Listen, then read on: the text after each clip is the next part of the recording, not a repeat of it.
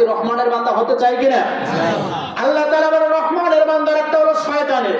আমরা কোন দিকে যাব, ডান দিকে না বাম দিকে? ডান দিকে। ডান দিকের রাস্তা দেখিয়ে গিয়েছিলেন আম্বিয়া আলাইহিমুস সালাম, আর বাম দিকের রাস্তা দেখান শয়তানেরা। ঠিক কিনা বলেন?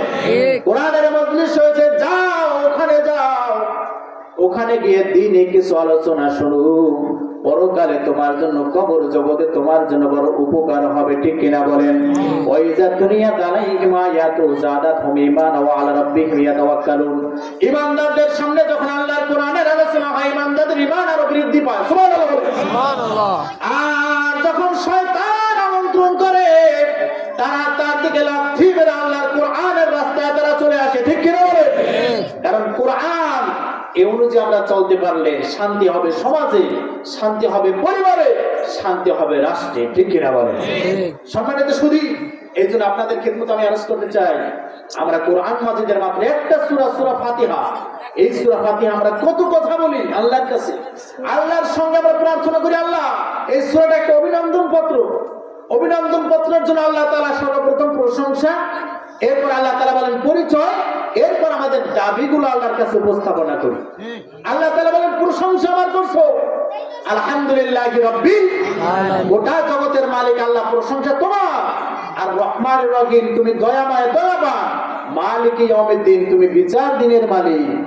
তিন আয়াতের পরে আমরা বললাম আল্লাহ এখন তুমি, আমরা একমাত্র তুমি আল্লাহর ইবাদত করি, তোমার ছাড়া আর কারো না। তোমার প্রশংসা তো করলাম, এখন আমরা তোমার ছাড়া অন্য কারো গোলামি করি না। আরো জোরে বলেন, আল্লাহ ছাড়া কারো গোলামি করা যাবে না। এই কথা আমরা তারা সূরা ফাতিহার ভিতরে আমরা বলি, ইয়্যাকা না'বুদু ওয়া ইয়্যাকা নাস্তাঈন। ও মালিক, একমাত্র তোমারই ইবাদত করে আর তোমারই কাছে সাহায্য চাই। ঠিক না? তোমার না, এটা রহস্যই আছে, মানে তোমারই, তোমার ছাড়া অন্য কারো না, তোমার ছাড়া অন্য কারো না, তোমার ছাড়া অন্য কারো গোলামিও না, তোমার ছাড়া অন্য কারো সাহায্য চাই না। তাফসীরে ফি জিলালিল কোরআন লিখেছেন আল্লামা সৈয়দ কুতুব শহীদ রাহমাতুল্লাহি আলাইহি। তাফসীর লেখার কারণে জগৎ বিখ্যাত একজন ওলি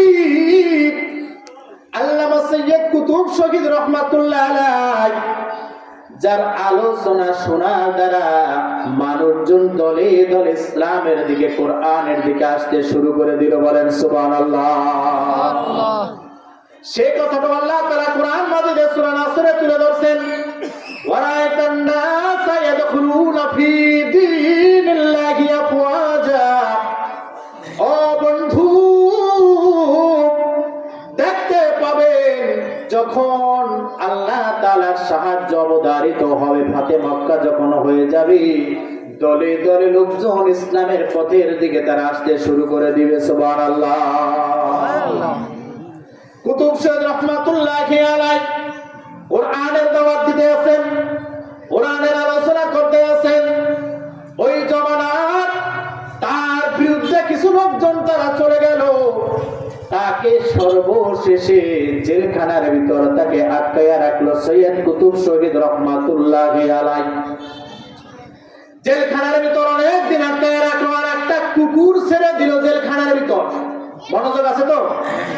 জেলখানার ভিতর পাগলা কুকুর ছেড়ে দিল, ক্ষুধার্ত কুকুর ছেড়ে দিল।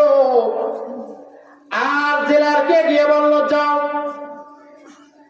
কুতুব রাহমাতুল্লাহি আলাইহি তার সঙ্গে, যেহেতু পাগলা কুকুর অনেক দিন পর্যন্ত খাওয়া দাওয়া তার নাই, জেলখানার ভিতর কুতুব রাহমাতুল্লাহি আলাইহি তার সঙ্গে ছেড়ে দিলাম, তাকে তো টেনে হিঁচড়ে খেয়ে একেবারে শেষ করে দিবে। জেলার বলেন, আমি গিয়ে দেখলাম আল্লাহর ওলি সৈয়দ কুতুব শহীদ রাহমাতুল্লাহ জেলখানার ভিতর মালিকের কদমে সিজদায় পড়ে আছেন। আল্লাহু আকবার, আল্লাহু আকবার। জেলখানার ভিতর তিনি সিজদায় পড়ে আছেন। পাগলা কুকুর খাওয়া তো দূরের কথা, কুতুব শহীদ রাহমাতুল্লাহি আলাইহি তার পাশে বসে বসে তিনি সিজদা দিতেছেন। পাগলা কুকুর খাবার তো দূরের কথা, আল্লাহর ওলিকে তিনি পাহারা দিতেছে। আরেকটু জোরে বলেন সুবহানাল্লাহ। এজন্য ইসলামের দায়ী আল্লাহ, কারণ কোরআনের কথা যারা বলেন তাদের চাইতে হক কথা আর দুনিয়াতে হতে পারে ওমান আহসানু কাওলাম মিম্মান দাআ ইলাল্লাহ ওয়া আমিলা সলিহা ওয়া ক্বালা ইন্নানি মিনাল মুসলিমিন। আল্লাহ বলেন ওমান আহসানু কাওলাম মিম্মান দাআ ইলাল্লাহ। আহসান উলামায়ে কেরাম বুঝবেন, এটা আসলে তাফসীরের সিগা। ওমান আহসানু, তার থেকে অধিক ভালো কথা আর কার হতে পারে? যে মানুষদেরকে ডাকে কার দিকে? আল্লাহ। চিৎকার দিয়ে বলেন, মানুষদেরকে ডাকে কার দিকে? আল্লাহ। ওয়া ক্বালা ইন্নানি মিনাল মুসলিমিন, এবং বলে আমি একজন মুসলমান। ঠিক কিনা বলেন?